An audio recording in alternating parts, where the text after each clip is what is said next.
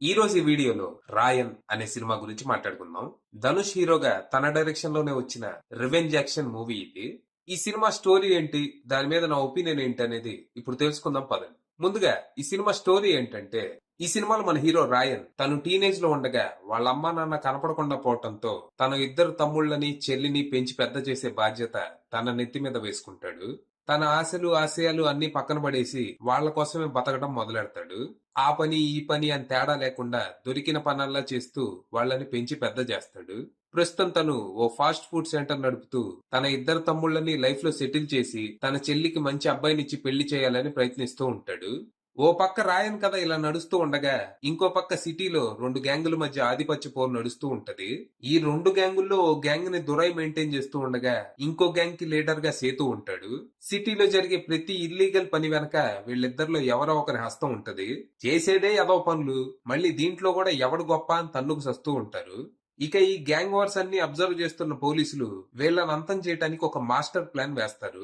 కానీ అనుకోకుండా పోలీసులు వేసిన ప్లాన్ లో మన రాయన్ తమ్ముడైన ముతువెల్ రాయన్ ఇన్వాల్వ్ అయ్యి తన ప్రాణాల మీదకి తెచ్చుకుంటాడు. దాంతో రాయన్ రంగంలోకి దిగాల్సి వస్తది. మామూలుగా రాయన్ చాలా కామ్ గా ఉంటాడు. తనని ఎవరన్నా ఏమన్నా అన్నా తిట్టినా కొట్టినా పడతాడు తప్పితే గొడవలకి పోడు. కానీ ఇదంతా తన జోలికి వస్తే మాత్రమే. పొర్రపాటున ఎవరైనా తన ఫ్యామిలీ జోలికి వస్తే మాత్రం రాయన్ రాక్షసుడవుతాడు. ఎదురుగా ఉంది 10 మందా 100 మందా అనేది చూడ్డు, పొడిచి పారదోపటమే. అలా మన రాయన్ సిటీలో ఉన్న రెండు గ్యాంగ్స్ తో వారికి దిగుతాడు. మరి తర్వాత ఏం జరిగింది, అసలు దురైని సేతుని అంతం చేయడానికి పోలీసులు వేసిన ప్లాన్ ఏంటి, దీంట్లో రాయన్ తమ్ముడు ఎలా ఇన్వాల్వ్ అయ్యాడు, తనకి పోలీసులకి మధ్య ఉన్న సంబంధం ఏంటి, చివరికి రాయన్ తన ఫ్యామిలీని కాపాడుకోగలిగాడా లేకపోతే తను ఊహించంది ఏమైనా జరిగిందా అనేది మీరు సినిమా చూసి తెలుసుకోవాలి. ఇక ఈ సినిమా బాగుంది, నాకైతే చాలా నచ్చింది. స్టోరీ రొటీన్ గా, స్క్రీన్ ప్లే ప్రెడిక్టబుల్ గానే ఉన్నప్పటికీ సినిమాలో క్యారెక్టర్స్ గానీ, ఆ క్యారెక్టర్స్ లో యాక్టర్స్ పర్ఫార్మెన్స్లు గానీ, యాక్షన్ సీక్వెన్సెస్ గానీ, సినిమాటోగ్రఫీ గానీ, బీజిఎం గానీ అన్ని అదిరిపోవడంతో సినిమా ఎక్కడా బోర్ కొట్టకుండా లాస్ట్ వరకు ఎంగేజ్ చేసింది. సినిమా స్టార్ట్ అవటం రాయన్ చైల్డ్హుడ్ ఎపిసోడ్ తో మొదలవుతుంది. తను తన ఫ్యామిలీ కోసం ఏం చేయగలడో ఇక్కడే ఒక సీన్ తో బలంగా ఎస్టాబ్లిష్ చేస్తారు. ఇక ఆ తర్వాత రాయన్ పెద్దయ్యాక ప్రస్తుతం పరిస్థితులు ఎలా ఉన్నాయి, తన ఫ్యామిలీ ఎలా ఉంది, అన్నదమ్ముల మధ్య బాండింగ్ ఏంటి, అన్నా చెల్లి మధ్య రిలేషన్ ఎలా ఉందనేది చాలా రియలిస్టిక్ గా నేచురల్ గా చూపిస్తారు. ఈ సీన్స్ కొంచెం స్లోగా ఉన్నట్టు అనిపించినప్పటికీ ఇవి స్టోరీ ప్రోగ్రెషన్ కి గానీ, సెకండ్ హాఫ్ లో రాబోయే ట్విస్ట్ కి గానీ అత్యవసరం.